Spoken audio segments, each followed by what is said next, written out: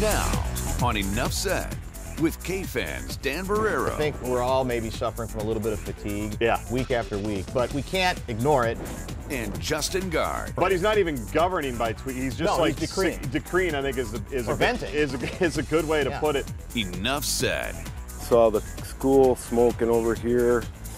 I ran from, that's my alley there. I ran from over there to those doors there, up the stairs, down that hall, and Ruth sits right there. What a chilling piece of video. Welcome back to another edition of Enough Said. My name's Dan Barrero, joined today as always by Justin Guard, and Lori Fisher will get us started in the control room. Hi, Lori. Hi, guys. Yes, a somber Enough Said. You just heard from Mark Burrington. He's the fiance of Ruth Berg. She was one of the victims in the deadly natural gas explosion at Minnehaha Academy in Minneapolis. 82-year-old John Carlson also killed in the blast, both beloved staff members at the school. Several others were also injured. The NTSB is in town investigating. Dan? You know, there are not really a lot of points of debate to this story, I think, at least yet, but I think we felt it was still important to go with it because it was such a big story and such a tragic story. And generally, I think what compels people to be interested in stories related to schools or the notion of that's supposed to be kind of a sanctuary, a safe place, kids, enthusiasm. Ultimately, in this case, what we also are reminded of, there's support staff that work in these schools and in many cases become very familiar, tied in, popular figures that are invested and do their jobs. And ultimately, in this case, two of them lost their lives in a horrific story. And we'll find out. We know it's gas related. We got a lot of angles, I guess, to cover, the investigators, including when you think you've shut off a valve in a building this old, doesn't necessarily mean that the valve is shut, that the gas is shut off. Do you have to do it on the street as well? There's a lot of different things. Right. And I can't get over, like we've talked a lot about, things that have happened with the police where policemen get killed. Or we talked about construction accidents. There are jobs where there are hazards, where and we talk about that a lot. Once you leave your house, you don't know. You probably are going to go home that night, but you don't know for sure. I'll never get over these are just two people and a bunch of people that, obviously didn't die, but are either hurt or traumatized. Like you said, just going to summer workouts if they were on one of the sports teams, just going to summer school if they were just getting some extra classroom, whatever it was. And the tenure of both of the individuals, Ruth and John, I think Ruth had been there 17 years. John came out of retirement, I think, just because he loved the school so much. It just kills you. Like, it just, on the outside, and we talked too about, the people that smelled the gas on the front end and got all of those people out. I mean, think about how much worse this whole thing could have been if not for some alert people that said, something's not right here, we need to get moving. Yeah, and it sounds like you're trivializing it to say it could have been a lot worse, but it could have been a lot worse. We have loss of life, and that's bad enough. And I guess we have to find out, I mean, there's so much we have to find out about, whether, I guess, you're in this sort of situation, the gas was shut off at the school or at the street, and again, how much more complicated and how much more careful should the process be when we're talking about a structure. This is a pretty old structure, as I recall. Yes. Correct? Yes. And that is another factor. There's going to be people in there while you're doing this work as well. That's the other thing I wondered about. That struck me is if you're doing something this, obviously we're not great handymen, right? We've talked about that before. No, we're not going to do the classic automatic second guess. But you wonder, to do something that big or something with gas like that, we all are worried about that when you just do it around your own house, who's around, what they're doing. So to do it when there's anybody in the school, maybe it was impossible to avoid people being there. I don't know. Okay, enough said. Next topic. So much going on with the Trump administration. We have resignations, appointments, immigration reform, Russia. The president kicks off his 17-day vacation, the first one since taking office.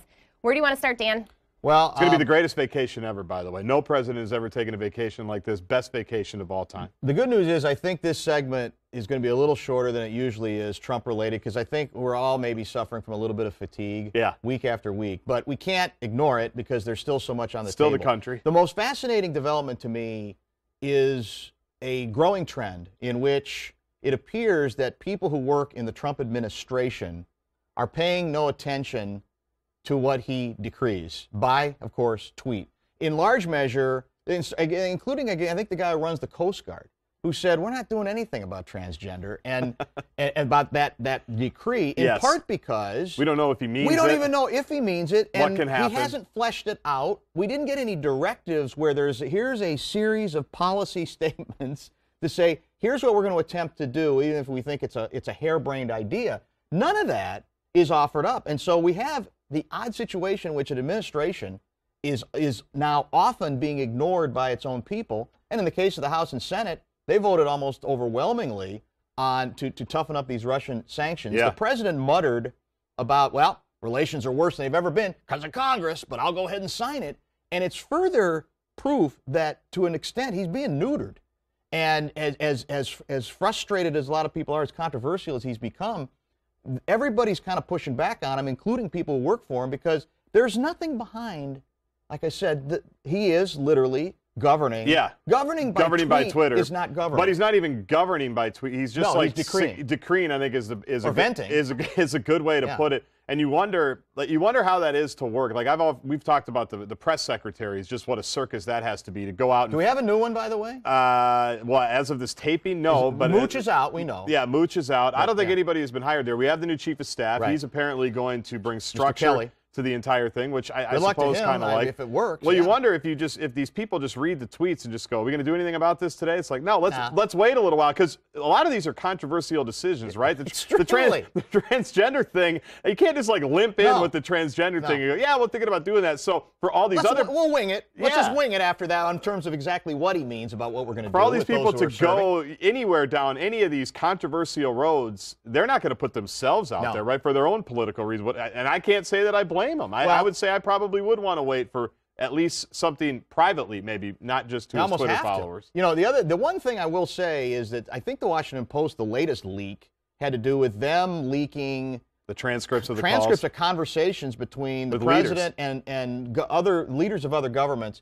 And we can all kind of be tickled about, here we have exposed again. It's a bad idea. It's a horrible idea, no matter how you feel about this administration, I think, because there should be the opportunity for the leaders to speak in what they think is in private. Yes. And for all of that, the conversation, they go, it's going to end up being public.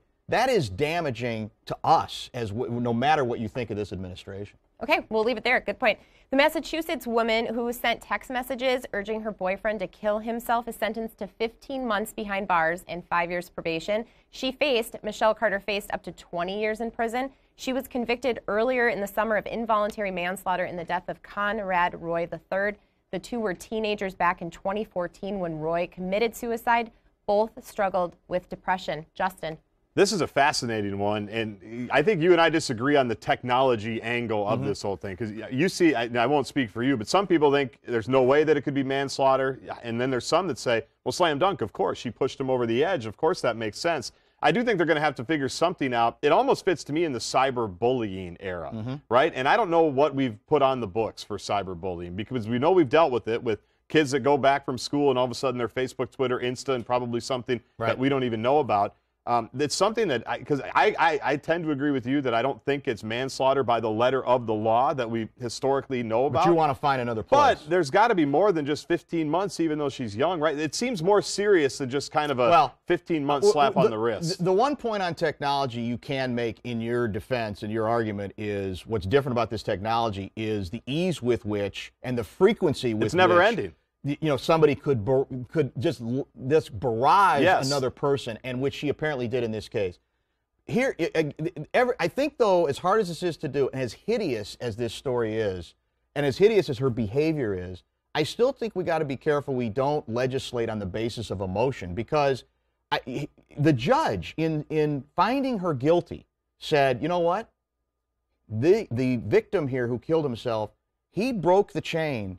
He got out of the car, and then she told him to get back in the car where he killed himself by carbon monoxide. Right. And in other words, that to me, you can't have that both ways. If you think he was acting on his own, then how is it suddenly her fault that then he gets back in the car because she tells him to? I still am leery of what the line's going to be, especially in a case of another youngster who apparently had her own depression issues, among other things.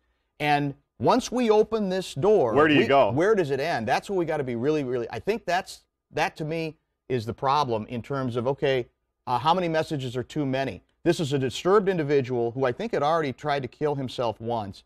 The message that someone would want to do this or urge this is hideous. We all agree with that. But I'm not buying. Manslaughter, involuntary manslaughter generally is you're there doing something to that individual physically. And do we find another place in the law?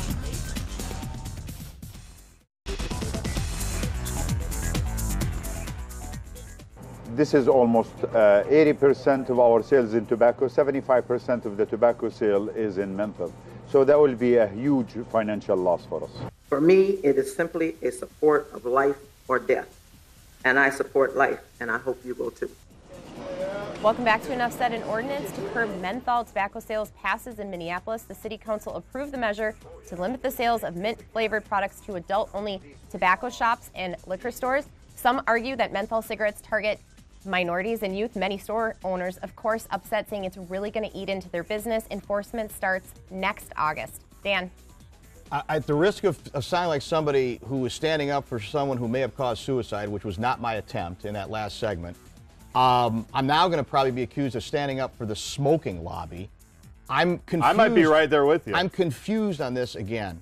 If we're going to make it legal, or not make it, if it is legal, the notion that we are going to protect people from purchasing what we think is a legal product, I don't get. And on the issue of minorities, it's fascinating. I mean, in any other circumstance, this would be considered discriminatory. Right. Instead, it's being called predatory. And I'm curious. I would love to hear from, because according to the surveys, apparently, there's a higher concentration of blacks who like menthol. It's like 80%. I'll take those those statisticians at their word. But I'd be curious to know if blacks would say, no, I want this protection, because it comes off patronizing. And again, I hate smoking. I've never smoked. I don't believe in it, but I think, making another big mistake here, protecting people. It comes off to me in very patronizing form, and it's become the fashionable trend among many cities under the name of progressiveness. Yeah, my hometown, Edina, they went from 18 to 21, which that actually doesn't bother me as much. That bothers me less, because you could still buy it wherever you usually buy all of these things. Correct. And when you're taking, like you heard the gentleman talking about his store, that we've allowed these people to sell this stuff for so long that they start counting on that, right? That's part of their huge business. I don't like this at all either. And I don't buy the fact that, well, menthol is more for the kids, and then it's going to be a gateway. I don't buy that. As a former smoker myself, I can tell you I know I'm not the final word on smoking. As an 18-year-old, menthols did nothing for me. And I can't decide, like you said, is it discriminatory, predatory? Are we trying to help the minority, the community that smoke these cigarettes, or are we trying to hurt them more? I don't understand it. I don't know. Yeah. I mean, and there's another byproduct of this. A lot of these businesses are allegedly smaller, independently owned places that we like in neighborhoods. And we say we like that sort of thing, the convenience of it, as opposed to the big box stores. And they may, I know what they're saying may be convenient for them, but there's probably some truth to the fact that they're going to end up losing big time business. And so who ends up replacing them? They're patting themselves on the back for being more progressive than usual, and I don't think this is a good We've done a great job keeping kids from smoking. Right. You ask young kids, millennials don't smoke. We're talking about more enforce the rules adults. on age and Enough all said. of that. Exactly. We have to move on. The Vikings are spending a lot of money on defense. The team signed cornerback Xavier Rhodes to a contract extension for 6 years, nearly $80 million. And Everson Griffin also recently signed an extension. Money well spent, Justin. What do you think? It will be, because both those players are actually going to play offense, too. That's something that hasn't been reported. We can break that on Enough Said. All these defensive players that they're giving all the money to, including at some point Linval Joseph, maybe Anthony Barr, certainly Eric Kendricks, they're going to play both ways. Zimmer's an old school guy. They're going to do it that way. They've invested heavily in defense. You said it. It better be good. It better not be good, to foreshadow P.J. Fleck coming up in a minute. It better be elite. Yeah. Mostly because you've invested so much in it, with first-round picks, second-round picks, third-round picks, all the money. And offensively, we still don't really know what they are, at least for this season. Moving forward, we don't know who's going to play quarterback. We might not know who's going to play offensive line. So many questions offensively this year. Well, the defense has to live up to the bill. It has probably been made easier for them to go this route because they haven't had to spend huge money at the quarterback position, which they probably are after this year, and maybe gladly if Bradford ends up having a really good season. Look, we all know the secret to success in the NFL, you do have to be able to score at a higher level.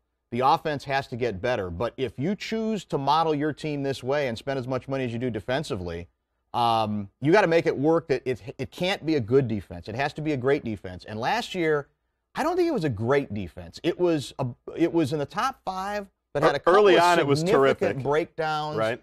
And you can say that's because the offense basically wore it down. I'm not sure I buy that, but philosophically, they're kind of going against the grain, which is you're supposed to be building more than ever on offense. We'll see if it works, and like you said, better. Well, early on last year, they were terrific. They were scoring more than the offense. They were stopping teams. True. This was before the Anthony Barr Vanishing Act of 2016. You've talked about him on the radio a lot. He's going to be a key part moving forward. They do have a lot of high-impact players. I mean, they're giving money. I don't think any of us think it's bad to give money to these players. No, these are legitimate They've players. drafted them Yes. either the 4th round in Everson Griffin, which was a great draft pick, given he had some baggage coming out. He's turned into a great pro.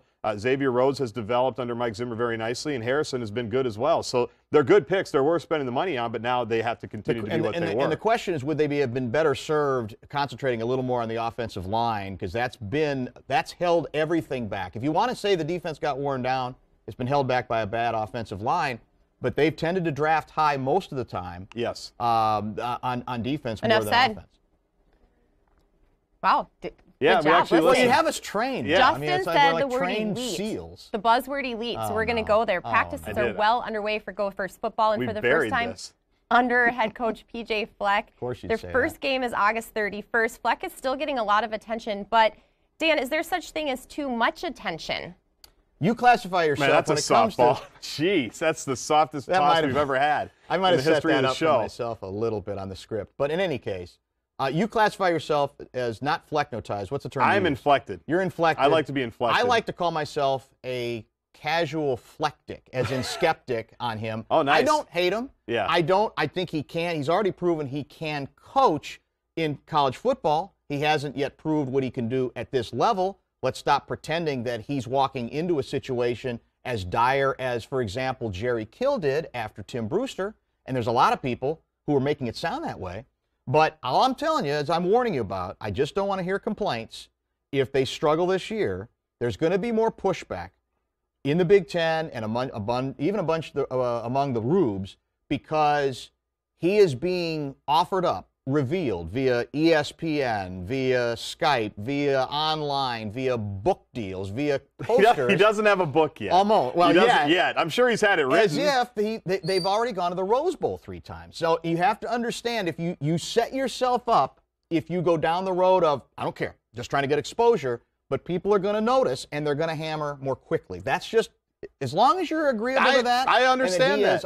And don't whine about it later. Well, with the Gophers, though, and now I've been around them for 6 years now, the Gophers, I do buy into the fact people love to get the Gophers, right? We've done it for years, for 20 years. Well, there's no doubt. It's the quickest jump on and off the bandwagon. It's the quickest team that people make fun of. Yes, he knows that he's putting himself out there, and he'll have to. Those loans will come due if they don't win very much. I don't know about this year. I would say right now I don't think any publicity is bad publicity. I really don't. Now, in year 3, if they're like 7-5 3 years in a row, and there's been no talk of championships or Big Ten West divisions or anything like that, then people are going to say, I don't want to know anymore about the background or the history. But that's the same for any coach. Well, the irony here is there are a lot of personnel questions going into this season. Yes. Right? Legitimately. Starting with the quarterback. Starting with the quarterback position, despite your love for Leidner, he is gone and he's not here. They can't play him anymore. They can't play him, and because they invested in him for the last 9 years, they don't have anybody that's got any equity or any experience. Right. Or very little. Right. So.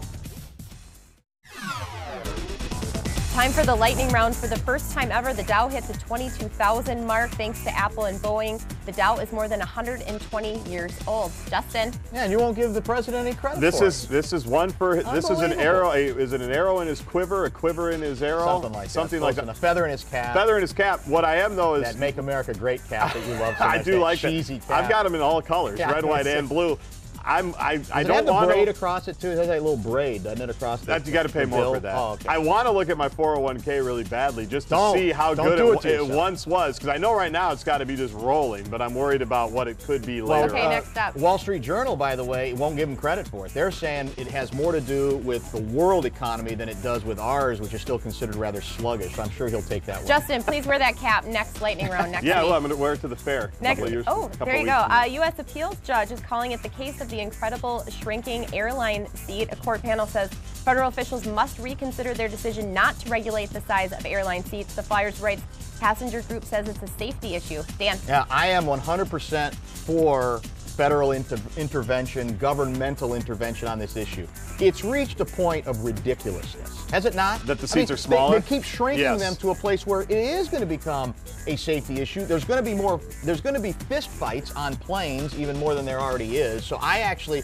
A lot of people don't want the government to get involved in airline stuff. I say I'm fine. I'm behind it 100%. I say they could add though another. You've got first class. Of course, it might affect price. You've got economy. You've got main cabin. And then you could just add like in a box in the back, or with no leg room in the smallest seat. We do it on trains. Next up, I wouldn't we? Starting this fall, WNBA teams and players will be on NBA Live 18 on Xbox and PlayStation. This is the first time they're going to be on the video game, including some Lynx players. Justin. It's very cool. I'm not a big video game guy, as you know. No. I'm shocked that this took so long. Rather do lift weights, probably. I'm shocked that this took so long, right? Yeah, I like to do push-ups and squats. Sure. I'm not going to sit on a couch and just play video games all day. But weren't you a little surprised when you got this announcement? I was stunned because it should have been done. It should have been a while ago. I think we can all agree on that. So that's a good step, and we should be. The Lynx, they should be well represented. All over it, for sure. I assume Maya Moore is just on everything because she's Maya Moore, right? Yeah. And she's Jordan Brand. She's a huge star in China. I just assume that. Are these games really she's good in now? everything. I'm so far behind. I still play. I've played Pong. Pong on Atari. Yeah. Yeah. No, they are very. They've actually improved some. Frogger's a good game I miss Frogger. Okay, next up, the Wild sign Mikhail Granlund, 3 years, more than $17 million. He's coming off the greatest season in the NHL. Dan. Not in the playoffs, it wasn't. No, hate to break it to you, but there was nothing great about it in the postseason. So this is on spec, right? This is the old, we're hoping we can get from you some of the things we get in the regular season, the postseason. If not you, who?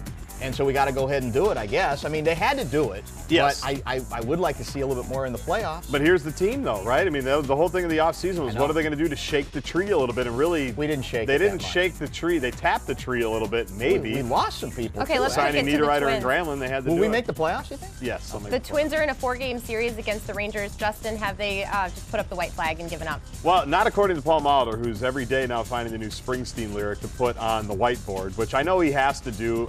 I'm wondering, that's going to be an interesting thing to follow now the last couple of years is do we start, or months, do we start to sense a disconnect between Molitor and the new guys, right? Because they were aligned. As do you think the new guys even know who Springsteen is? Probably not. Yeah. No. Well, that's Thad another might. generation. Thad's a little older. Yeah, he seems true. like he's well read. Yeah. Bobby, I don't know. I'm not sure. The players, I'm not so sure. The players probably not. And finally, one last topic. I guess that's it on that one. The guy who seems to have it all, Tom Brady. Over the hill. He turned 40 years old, the Patriots quarterback. Go ahead, doubt him. Happy birthday, Tom.